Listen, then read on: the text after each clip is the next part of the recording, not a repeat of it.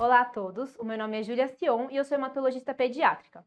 Na aula de hoje a gente vai falar um pouquinho sobre anemia falciforme, que é um dos temas mais prevalentes nas provas de residência, tanto de acesso direto quanto de R+, de pediatria. Então, o que a gente vai falar um pouquinho nessa aula? Primeiro a gente vai falar sobre a anemia falciforme, então a gente vai falar sobre a sua fisiopatologia, sobre as complicações agudas, que é o tema que mais cai na prova, e sobre o manejo ambulatorial. Começando então, falando um pouquinho sobre a anemia falciforme, é uma das doenças hereditárias mais comuns no mundo. A sua incidência varia bastante de um local para o outro, inclusive no Brasil, chegando a 1 a cada 650 recém-nascidos triados na Bahia, enquanto em outros estados ele é um pouco menos prevalente, chegando a 1 a cada 13.500 em Santa Catarina. Nacionalmente, no censo de 2016, tinham 1.071 recém-nascidos com doença falciforme e mais 60 mil com traço. Hoje em dia, a gente tem uma estimativa que em todo o país, aproximadamente 30 mil indivíduos com essa doença. A anemia falciforme, ela tem uma herança autossômica com traço codominante e quando ela está em homozigose, acontece a anemia falciforme. O que acontece, então, é a mutação do gene HBB, que decodifica a cadeia beta da hemoglobina. Falando então um pouquinho da fisiopatologia e descrevendo o que acontece é uma alteração no gene da cadeia beta, e aí acontece uma troca da base nitrogenada timina pela adenina. Com isso, a gente acaba alterando o aminoácido, e aí quando a gente vai olhar aqui na figura, a gente acaba trocando o ácido glutâmico pela valina. E aí, é essa troca que vai alterar a cadeia de beta-globina e vai fazer uma cadeia de beta-globina mutada. Essa cadeia de beta-globina mutada, ela vai se polimerizar, principalmente em situações de desoxigenação. E aí, essas duas cadeias vão formar a hemácia falcizada. E aí, é essa hemácia falcizada que vai levar a todas as complicações que o paciente falciforme vai desenvolver. Então, o que acontece quando essas cadeias falcizadas são formadas e se polimerizam é um processo inflamatório sistêmico. Acontece, então, como eu já falei, uma alteração da conformação do eritrócito e aí, com isso, essa alteração, elas acabam se juntando e bloqueia o fluxo sanguíneo, gerando uma hemólise intravascular.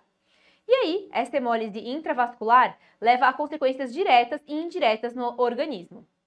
1/3 dessa hemólise intravascular, ela faz com que essa hemoglobina gere um estresse oxidativo grave local e com isso consome o óxido nítrico. O óxido nítrico, como a gente bem sabe, ele é um vasodilatador. Então, quando ele está consumido, os vasos se vasocontraem localmente e ativam o endotélio, o que leva a uma inflamação. Além disso, ocorre liberação da arginase 1 e da dimetil arginina, que a gente chama de ADMA, que promove um remodelamento vascular. Além disso, o grupo M estimula as NETs, que são as redes dos neutrófilos, que também ativam as plaquetas. E aí, tudo isso, junto com os leucócitos aumentados e com as plaquetas aumentadas que o paciente falciforme já tem, leva a uma vasoclusão em vários locais. E aí, são essas vasoclusões que vão levar às principais complicações. Além disso, outro mecanismo de complicação é a ativação da célula endotelial pela hemácia falcizada, pela hemoglobina livre e por esses radicais livres, levando também a uma redução do óxido nítrico, que vai aumentar a expressão da molécula de adesão e produzir a endotelina 1. Então, tem vários fatores aí envolvidos, todos eles levando a um processo inflamatório sistêmico nos vasos do paciente falciforme.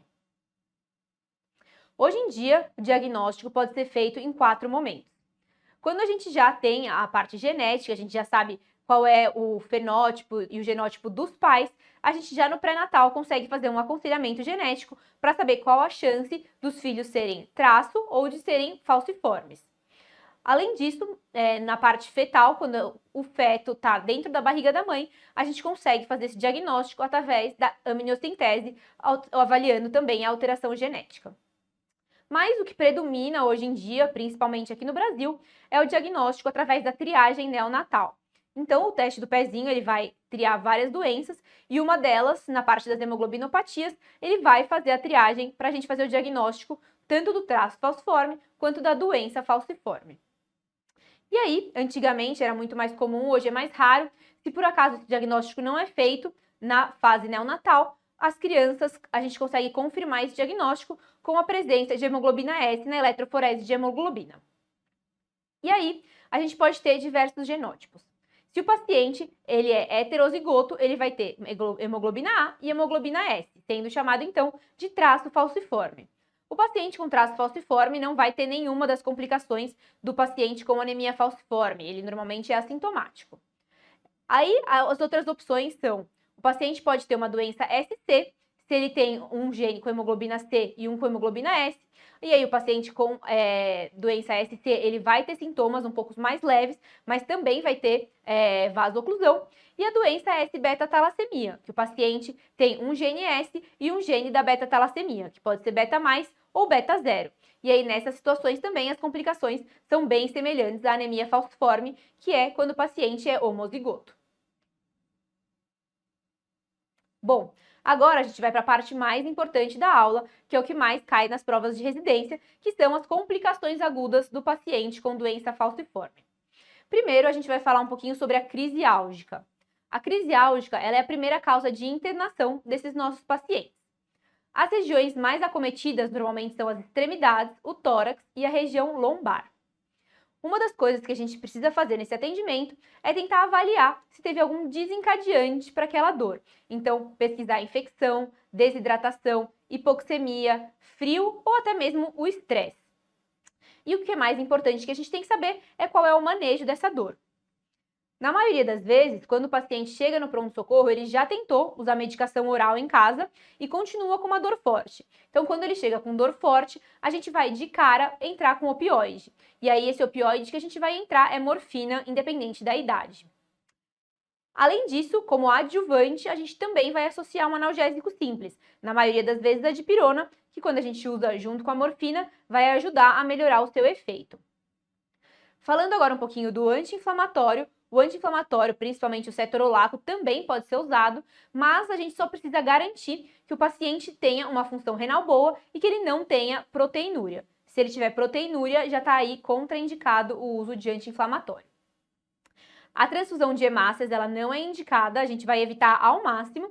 A gente só vai transfundir em casos refratários a todas as medicações ou se o paciente fez uma hemólise importante e está com uma anemia sintomática. Outra questão bem importante que as provas às vezes falam é sobre a hidratação. Hoje em dia a gente já sabe que não é indicado fazer hiperidratação nesses pacientes. Esses pacientes eles têm que ficar normovolêmicos. Então a gente nunca vai hiperidratar eles. Se o paciente estiver conseguindo aceitar bem líquidos por via oral, a gente deixa eles com líquido via oral. Se ele não estiver conseguindo ingerir nada por boca, aí a gente vai deixar um soro de manutenção basal.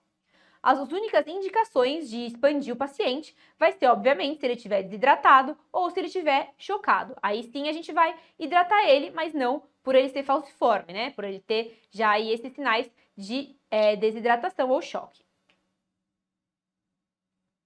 Indo agora para a próxima complicação aguda, que é a mais prevalente em crianças pequenas, que são as infecções. Ela também é a principal causa de mortalidade nessa faixa etária. E por que isso acontece? Porque os pacientes, eles desenvolvem já no primeiro ano de vida uma asplenia funcional. E aí, como eles não têm essa função do baço, eles vão ter um risco maior de infecção e sepse por germe encapsulado. A principal bactéria que vai causar essa complicação é o pneumococo. Então, a gente tem que ficar bem atento quando a gente vê um paciente falciforme com febre. Tem sempre que pensar aí, principalmente encapsulados no pneumococo. Hoje em dia, já melhorou bastante a situação desses pacientes, eles morrem bem menos de infecção e as duas medidas que melhoraram bastante essa sobrevida foi a vacinação. Então, como eu disse, como principal bactéria é o pneumococo, a vacinação com a pneumo 23 e a pneumo 13 diminuiu bastante a mortalidade e também a influenza que é realizada anualmente para esses pacientes em qualquer faixa etária. Outro aspecto que melhorou bastante, diminuiu muito a mortalidade desses pacientes, é a profilaxia com penicilina que a gente vai fazer. Então, todos os pacientes que têm de 3 meses a 5 anos, ou por 2 anos depois que eles fazem esplenectomia, têm que receber penicilina profilática. Bom, e aí, continuando, o que a gente vai fazer quando chega um paciente com doença falciforme e febre no pronto-socorro? Então, obviamente, a gente vai examinar, ver se a gente acha algum foco aí para essa infecção. coletar exames, então sempre hemograma completo, PCR e culturas. Aí o raio-x de tórax, principalmente em situações que ele tem sintomas respiratórios, o líquor e a urina, se por acaso você tem ali uma suspeita, algum sintoma desses focos. E aí, sobre o tratamento? Bom, como ele é asplênico, ele tem esse risco maior de sepse, a gente tem que ficar bem atento. Na maioria das vezes, se o paciente não está em bom estado geral, ou se os exames estão muito alterados, ou se ele é lactente, a gente vai internar. Mas tem algumas perguntas que às vezes falam sobre avaliar ele diariamente. Então, o tratamento vai ser ou internar para antibiótico endovenoso, ou se eles estiverem em bom estado geral com exames normais, a gente pode dar alta com avaliação diária em hospital dia até o resultado final das culturas, contanto que a gente consiga garantir uma dose diária de antibiótico. Então, antes da alta, a gente dá uma dose de ceftriaxone com reavaliação diária e novas dosagens de ceftriaxone até as culturas finais e até o paciente ficar febril. Mudando agora para a síndrome torácica aguda. A síndrome torácica aguda, ela é uma das complicações mais temidas do paciente falciforme, porque ela é uma das principais causas de mortalidade, principalmente na adolescência e nos adultos jovens. Então, a gente, pela sua definição, ela vai ser definida como quando um paciente tem febre, ou dor torácica, ou sinais e sintomas de comprometimento pulmonar. Então, ele pode ter tosse, pode ter taquipneia, pode ter falta de ar. E junto disso, é obrigatório ter um infiltrado pulmonar novo no exame de imagem. E aí, a etiologia pode variar bastante. Então, a etiologia pode ser, sim, infecciosa, mas existem outras causas. Então, pode ser uma embolia gasosa, um infarto pulmonar ou até uma embolia pulmonar. Então, a gente precisa ficar atento, mas as medidas iniciais são sempre as mesmas. Então, como vão ser as medidas iniciais?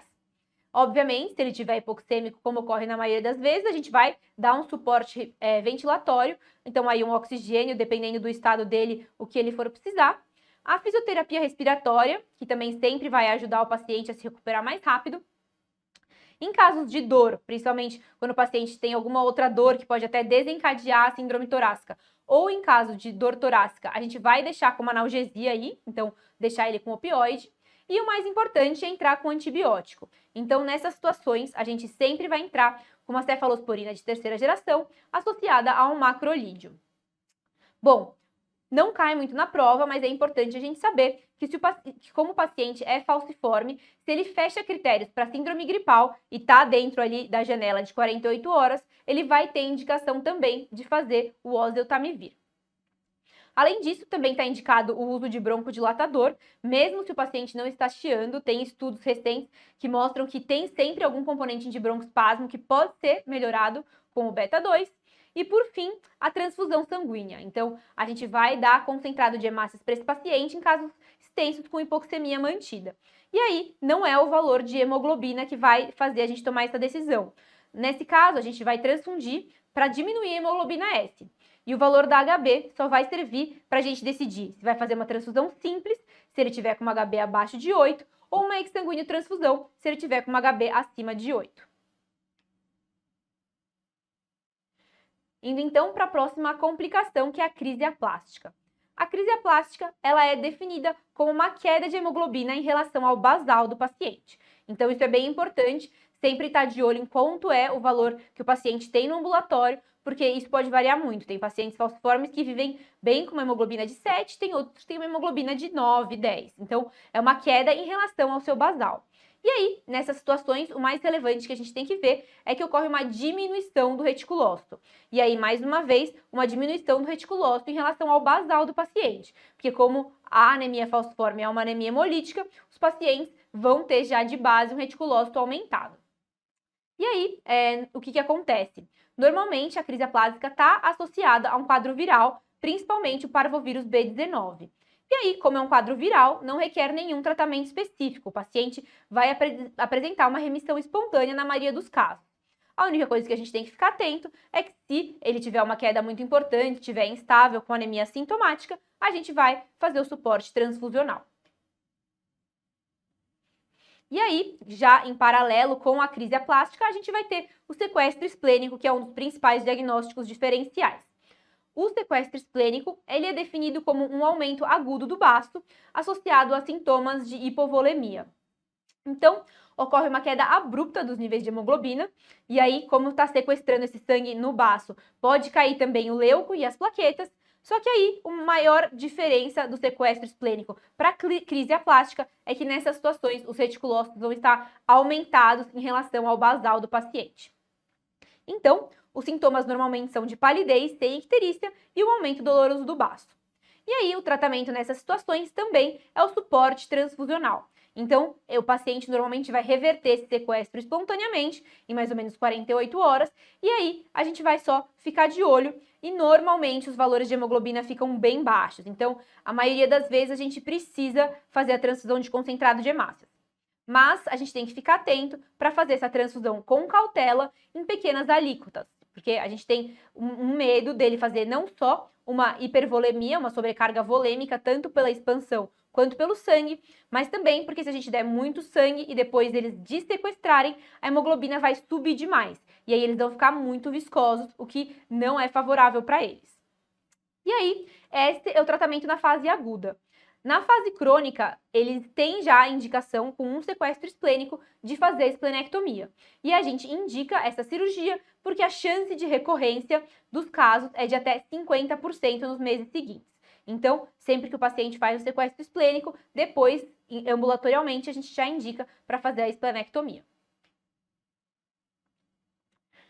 Indo agora para a próxima complicação, também muito grave, que é o AVC, né? O acidente vascular cerebral. A gente tem que ficar atento, porque todos os pacientes falciformes, se eles se apresentarem com qualquer sintoma neurológico, a gente tem que rapidamente fazer uma imagem, fazer uma tomo de crânio, que é o exame que a gente vai ter ali mais fácil no pronto-socorro, porque esses pacientes têm um risco aumentado de AVC. E aí, se a gente consegue confirmar o AVC na imagem, qual é o tratamento? Então, a gente vai manter medidas de estabilização e vai fazer a transfusão de hemácias. E aí, mais uma vez, a transfusão vai ser para a gente diminuir a hemoglobina S do paciente. Então, a gente vai fazer transfusão simples, se tiver abaixo de 8, ou transfusão com troca, que é sanguíneo transfusão, se HB tiver acima de 8. Alguns lugares falam que pela parte neurológica o ideal é manter a hemoglobina acima de 10, mas esse não é o nosso foco. Para a gente da hemato, o que a gente quer é abaixar a hemoglobina S para níveis mais baixos do que 30%. Bom, e aí o screening de risco, como que a gente vai fazer para saber se um paciente ambulatorialmente tem um risco aumentado de fazer um AVC? A gente vai fazer o ultrassom Doppler transcraniano anual. Então, todos os pacientes com anemia falciforme têm indicação de fazer o Doppler dos 2 aos 16 anos. E aí, o que acontece? Se eles têm no exame do Doppler, a gente vê um risco aumentado de AVC, que vai ser por um aumento da velocidade nas artérias cerebrais, a gente já vai entrar com uma profilaxia primária, ou seja, a gente vai deixar eles em esquema de transfusão crônica para evitar o primeiro AVC. Se por acaso eles já tiveram um AVC, então ou um AVC com sintomas clínicos ou um AVC silencioso visto numa ressonância, aí a gente já vai entrar com o mesmo esquema de profilaxia, só que aí ela vai ser chamada de profilaxia secundária, já que a gente vai querer evitar a recorrência. E aí, essa transfusão vai ser ou simples ou crônica, dependendo do valor de hemoglobina, sempre com um alvo de hemoglobina S abaixo de 30%. Terminando então agora com as nossas complicações agudas, vem o priapismo. O priapismo ele é definido como uma ereção sustentada e não desejada, não resultante de desejo sexual e não aliviada pela atividade sexual. Geralmente, a sua etiologia é isquêmica ou por baixo fluxo, e normalmente a dor vai começar a surgir depois de 4 horas. Essa complicação ela tem um manejo urgente, então o que a gente vai fazer de cara é hidratação, analgesia, e, se por acaso persistir, pode ser que seja necessário diminuir a hemoglobina S com exsanguíneo transfusão ou fazer a injeção no corpo cavernoso com agonista alfa-adrenérgico. Agora que a gente já falou das complicações agudas, a gente vai testar o nosso conhecimento com algumas questões. Eu sugiro que vocês leiam a questão, tentem responder e depois voltem para escutar a resposta e a discussão. Então, essa questão da USP de 2018 é de um menino de 1 ano e 7 meses de vida que tem anemia falciforme e foi ao pronto-socorro com um episódio de febre de 38,6 a cerca de 2 horas. A mãe nega outros sintomas associados e a criança está em bom estado geral. com o exame clínico também normal. Nos exames, tem um raio-x de tórax normal, um HB de 8,7 com HT de 25, um leuco de 16.500 com 62% de neutrófilos, sensível à esquerda e plaquetas também normais, sendo que a hemocultura foi enviada para análise. Dentre as condutas abaixo, qual está indicada para o caso? Letra A, internação hospitalar para observação clínica, sem prescrição de antibiótico. Letra B, internação hospitalar e prescrição de penicilina cristalina. Letra C, alta hospitalar com prescrição de ceftriaxone parenteral e reavaliação diária. Ou letra D, alta hospitalar com prescrição de amoxicilina em dose alta e reavaliação diária. Bom, nesse caso aqui a gente tem uma criança que, como a questão deixa bem claro, está em bom estado geral, tem o exame físico normal, todos os exames laboratoriais também normais e o raio-x de tórax normal. Como a gente falou, tem algumas questões que pegam nisso, de que é possível sim dar alta hospitalar para esse paciente, contanto que você realize uma dose de antibiótico parenteral, e aí a indicação seria o ceftriaxone, associado a uma reavaliação diária até as hemoculturas fecharem negativas. Então, a alternativa correta é a letra C. Próxima questão, que caiu agora neste ano também na prova da USP.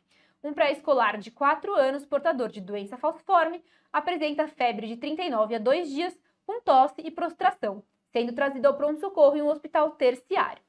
Na admissão, ele estava em regular estado geral, hipoativo, descorado 3 cruzes, desidratado de algum grau, taquipneico com tiragem de fúrcula intercostal e subdiafragmática, uma frequência de 135 cardíaca e 44 respiratória, saturando 89 em ar ambiente e uma PA de 70/50, com tempo de enchimento capilar de 7 segundos. Foi realizado o raio-x, que mostra aqui essa imagem em ápice direito. E aí, o que eles queriam saber é: quanto à prescrição inicial mais adequada, assinale a alternativa correta. Letra A, fluidoterapia com cristalóide 10 a 20 ml por quilo, antibiótico terapia com cefalosporina de terceira geração e macrolídeo. Letra B, soro de manutenção e corticoide precoce devido à disfunção esplênica relacionada à doença falciforme. Letra C, fluidoterapia com coloide, antibiótico terapia com cefalosporina de terceira geração. Ou letra D, soro de manutenção e antibiótico com cefalosporina de terceira geração e macrolídeo. Bom, se a gente voltar aqui para a questão, a gente vai ver que essa criança chegou mal, ela tem febre, tem sintomas respiratórios e está em choque séptico, né? Então, a gente vê que ela tem esses sintomas e está chocada. E, além disso, tem um infiltrado novo no raio-x. Então, além do diagnóstico de choque séptico, ela também tem o diagnóstico de síndrome torácica aguda. Como eu falei, as medidas mais importantes na síndrome torácica aguda é a introdução precoce de antibiótico com uma cefalosporina de terceira geração associada ao macrolídeo. E aí, falando agora da parte da hidratação. Como eu falei, o indicado é sempre deixar o paciente normovolêmico, normohidratado. Mas se a gente for ler a questão, está falando que esse paciente está desidratado de algum grau e ele também está claramente chocado com tempo de enchimento capilar de 7 segundos. Então, essas situações realmente são indicações para a gente dar um soro para esse paciente, né? Então, a resposta correta é aquela que fala sobre cefalosporina de terceira geração, macrolídeo e fluidoterapia para expandir esse paciente que está chocado. Então, a alternativa correta é a letra A. Bom, essa próxima questão também é da prova do ano passado da Santa Casa de São Paulo. Paciente de 4 anos com anemia falciforme SS apresenta quadro de palidez importante iniciada há 2 dias, além de quadro de fadiga, taquicardia e taquipneia. Nos exames complementares, tem reticulócitos baixos e uma queda de 4 pontos de hemoglobina basal. Sobre esse quadro, é correto afirmar que: letra A, o diagnóstico mais provável é o de sequestro esplênico e deve-se proceder à estabilização hemodinâmica e transfusão de concentrados de hemácia. Letra B, diagnóstico mais provável é o de hemólise e deve-se proceder à estabilização hemodinâmica e transfusão de concentrados de hemácias. Letra C, trata-se de uma doença desencadeada por agente etiológico bacteriano, sendo necessário a internação para antibiótico com ceftriaxone. Letra D, quadro de taquipneia sugere quadro de síndrome torácica aguda, sendo necessário realização de raio-x, iniciar antibiótico com ceftriaxone e transfusão de sangue imediata. Ou letra E, diagnóstico mais provável é o de crise aplástica, que é causada pela citotoxicidade do parvovírus B19 aos precursores hematopoéticos. Bom, se a gente for ver aqui esse quadro, a criança com anemia falciforme de 4 anos, com um quadro de palidez, além de fadiga, taquicardia e taquipneia, e provavelmente por essa queda de hemoglobina. Como a gente está vendo, caiu 4 pontos de hemoglobina associado a um reticulócito baixo.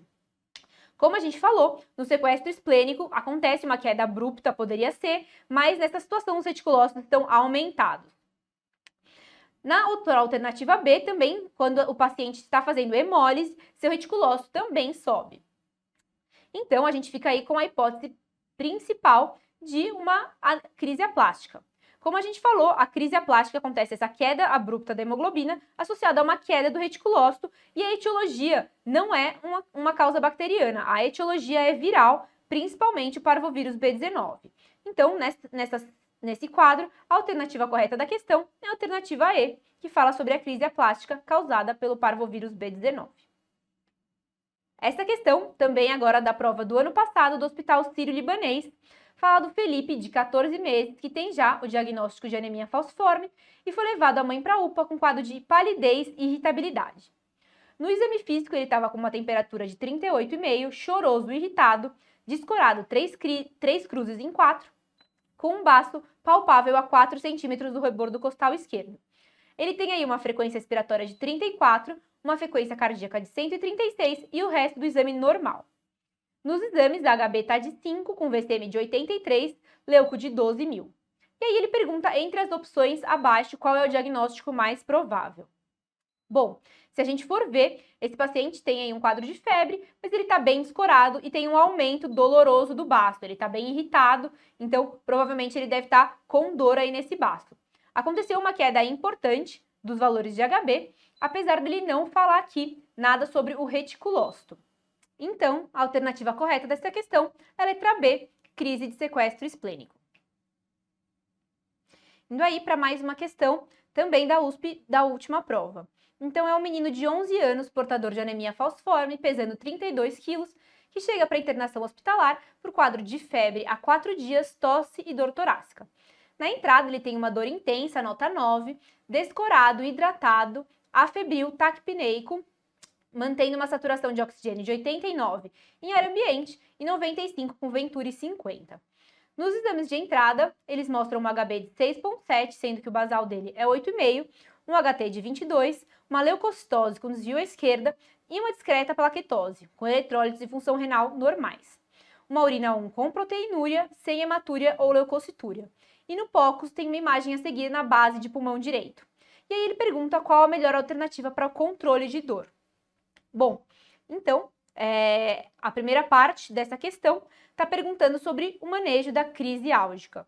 Como a gente pode ver, esse paciente ele chegou em regular estado geral, ele está com uma dor nota 9, então a gente já vai ter que entrar de cara com opioide forte. Então, a gente já vai dar morfina para esse paciente. Como eu falei, a gente pode usar sempre a dipirona para fazer uma adjuvância aí e melhorar o efeito da morfina. E aí, fica a dúvida se a gente vai entrar ou não com anti-inflamatório. O anti-inflamatório é uma medicação muito boa nessas situações, só que a gente não pode usar anti-inflamatório nas situações que o paciente tem proteinúria. Então, se a gente ler direitinho o enunciado, a gente vai ver que esse paciente tem proteinúria. Então, nessa situação, a gente não pode usar o anti-inflamatório.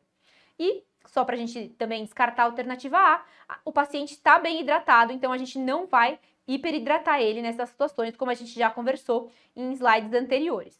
Então, a alternativa correta é a letra C, dipirona e morfina. Mudando agora um pouquinho de assunto, a gente vai falar das complicações crônicas do paciente com doença falciforme. Começando então a falar sobre o crescimento e o desenvolvimento. Não tem uma alteração de crescimento no período neonatal, porém, a partir de então, depois que eles nascem, há um atraso nisso. Normalmente, os estudos mostram que até o final da adolescência, eles conseguem recuperar a altura, mas não conseguem recuperar o peso. Isso aí, principalmente, acontece por causa de um aumento do consumo calórico pela alta taxa metabólica deles, que tem uma anemia e estão fazendo aí uma compensação cardíaca. Além disso, também há estudos que mostram que eles têm atraso de desenvolvimento puberal, então vários deles têm que fazer aí segmento com endócrino, inclusive usar o hormônio. E outra coisa também que tem estudos que mostram, mas que há muitos vieses, é que os pacientes com doença falciforme têm um atraso do desenvolvimento neuropsicomotor com comprometimento escolar. E aí, por que eu falo que tem muitos vieses? O paciente falciforme, ele falta muito na escola, tanto pelos casos de complicações agudas, quanto para frequentar as consultas. E além disso, a gente sabe que a maioria dos pacientes falciformes são negros.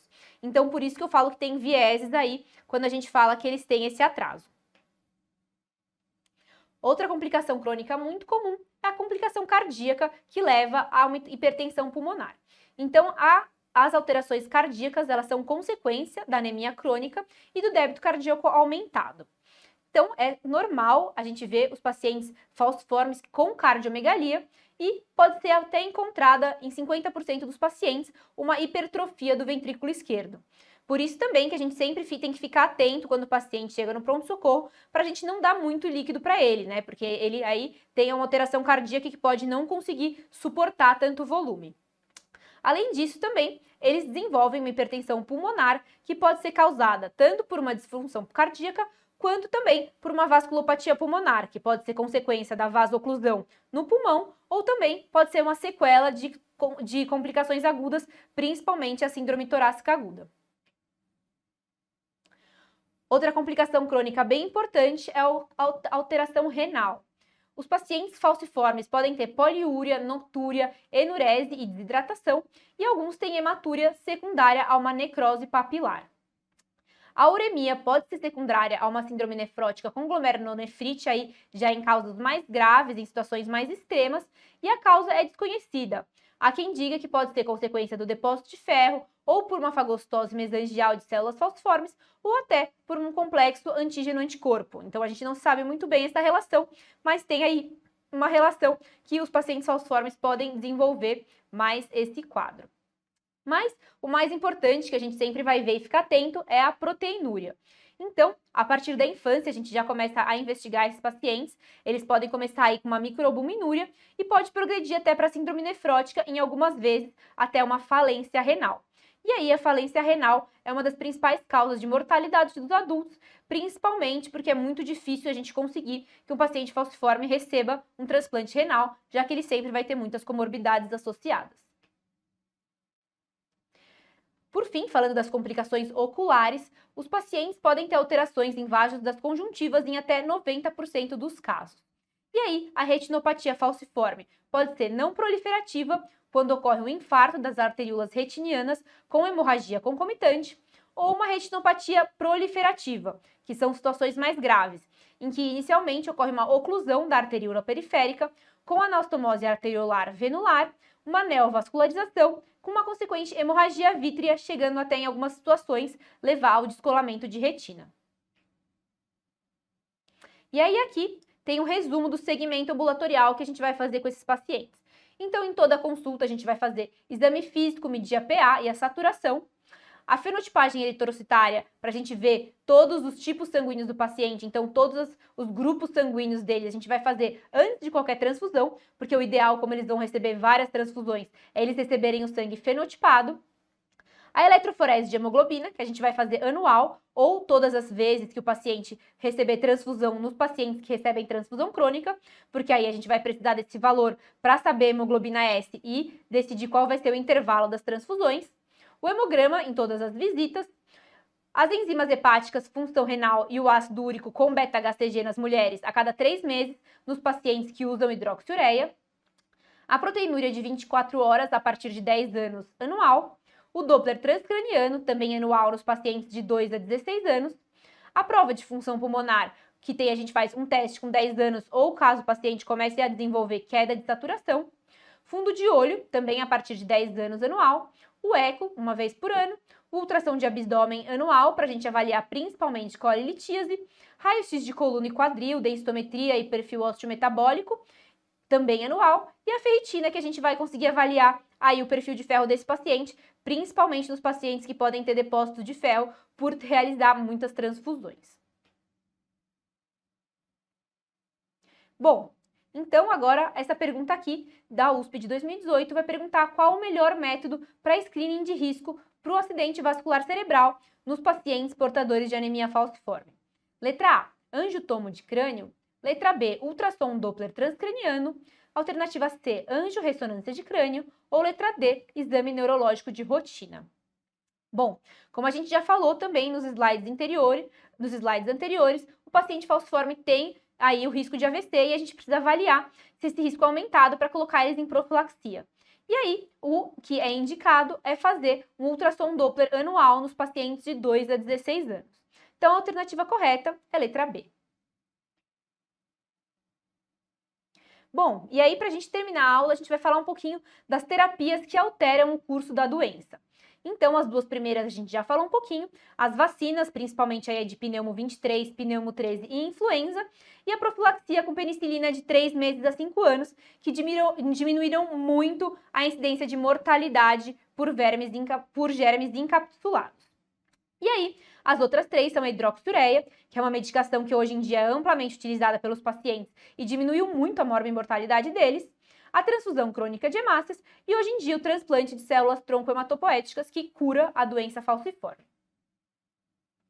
Então, falando um pouquinho das indicações da hidroxiureia, os pacientes primeiro têm que preencher todos esses critérios. Então, eles têm que ter uma idade superior a 3 anos, têm que ter condições de comparecer às consultas e realizar exames periódicos, tem que ter um teste de gravidez negativo para a mulher em idade fértil e elas precisam se comprometer a usar um método anticoncepcional com eficácia comprovada, porque a hidroxiureia ela é um quimioterápico, então tem alguns estudos in vitro que mostram que ela pode causar alterações no feto. E aí, se ela tem aquelas condições todas, ela precisa pelo menos preencher um dos seguintes critérios nos últimos 12 meses. Então, 3 ou mais episódios álgicos agudos com necessidade de atendimento médico hospitalar ou comprovada incapacidade reprodutiva. Então, se não for a escola, já entraria aí como um episódio álgico com repercussão. Mais de um evento de síndrome torácica aguda ou um episódio de síndrome torácica aguda com necessidade de oxigênio ou transfusão, ou também um episódio que precisou de UTI. Hipoxemia crônica, então saturação de oxigênio persistentemente abaixo de 94, medida em 2 visitas, sem estar em um episódio agudo e também sem ter a possibilidade de obstrução adenoide ou amidaliana. Ou outras situações em que haja uma comprovação de lesão crônica de órgão-alvo, então priapismo, necrose óssea, retinopatia proliferativa, entre outros. E aí, outras indicações menores são os exames laboratoriais, então uma hemoglobina abaixo de 7, um HB fetal abaixo de 8%, um leuco acima de 20.000, medido sempre em 3 valores fora do evento agudo, ou um DHL 2 vezes acima do valor de referência.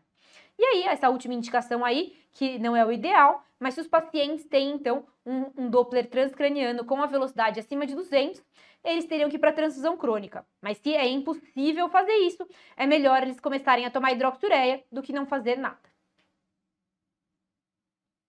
E aí, também tem alguns casos especiais. Então, a gente vai evitar a terapêutica em crianças menores de 3 anos, mas se eles tiverem algum desses critérios, eles podem começar a tomar hidroxiureia a partir de 9 meses de idade. E quais são esses 3 critérios? Dactilite antes do 1º ano de vida, um HB menor do que 7, medida por 3 vezes, ou um leuco maior do que 20.000, também medido por 3 vezes. Mudando agora, então, para a transfusão crônica. Como eu falei, a transfusão ela só vai ser iniciada quando o risco de morbidade da doença é maior do que a exposição à transfusão, porque a gente sempre sabe que a transfusão não é o ideal para ficar recebendo sempre. E aí, a indicação oficial vai ser como profilaxia primária ou secundária de eventos neurológicos, como a gente já falou. Então, profilaxia primária, se a gente vê um Doppler com uma velocidade acima de 200, ou uma profilaxia secundária em eventos que já ocorreram. E aí, como eu já falei, o nosso alvo vai ser manter a hemoglobina S abaixo de 30%. E aí essa é a indicação oficial, mas casos individualizados de complicações graves de órgão-alvo ou intolerância à hidroxiureia também pode ser incluído. Então, uma hipoxemia persistente, uma dor crônica persistente, que não melhoram com hidroxiureia, podem se beneficiar sim da transfusão crônica. Mas a gente tem que sempre ficar de olho nas complicações das transfusões, que são principalmente a aloimunização e a hiperferritinemia. E por fim, o transplante de medula óssea, que vai ser a principal cura para a doença falciforme. Hoje em dia ele já é autorizado quando é um transplante halogênico aparentado com doador familiar HLA idêntico. E aí, ele pode ser feito tanto na doença falciforme SS, quanto na S-beta-talassemia. E aí, as indicações são os pacientes que já estão em uso de hidroxiureia e mesmo assim tem uma das seguintes condições. Então, uma alteração neurológica devido ao AVC, com alteração neurológica que persista por mais de 24 horas, ou alteração do exame de imagem, doença cerebrovascular associada à doença falciforme, mais de 2 crises vasoclusivas ou STAs graves no último ano, mais de um episódio de priapismo, presença de mais de 2 anticorpos em pacientes sob hipertransfusão ou um anticorpo de alta frequência, ou osteonecrose em mais de uma articulação. Então, para a gente sedimentar esse conhecimento, aqui uma questão da Santa Casa de 2020.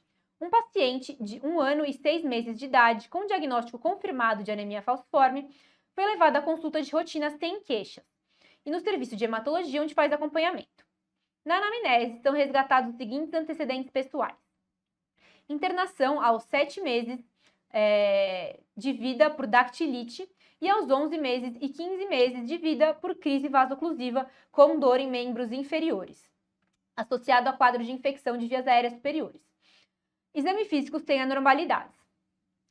Nos exames laboratoriais, ele tem, da semana anterior, uma HB de 6,9, um leuco de 14.500, com neutrófilos de 30%, linfócitos de 60, eosinófilo de 4 e monócito de 6 e plaquetas de 150.000. Com base nesse caso hipotético e nas recomendações atuais do Ministério da Saúde, assinale a alternativa correta. Letra A. O paciente preenche critérios de inclusão para o uso de hidroxiureia? Letra B. Faltam dados laboratoriais para o paciente preencher os critérios de inclusão? Letra C. Faltam dados clínicos para ele preencher os critérios de inclusão? Letra D. O paciente tem menos de 2 anos de idade, tendo contraindicação absoluta ao uso de hidroxiureia? Ou letra E. Deve-se realizar tratamento empírico de provável foco infeccioso associado à leucocitose, recoletar os exames laboratoriais ao final do tratamento e considerar a introdução de hidroxiureia se não tiver elevação de hemoglobina. Bom, se vocês voltarem alguns slides, vocês vão ver as indicações de hidroxiureia e o último slide falava de casos especiais.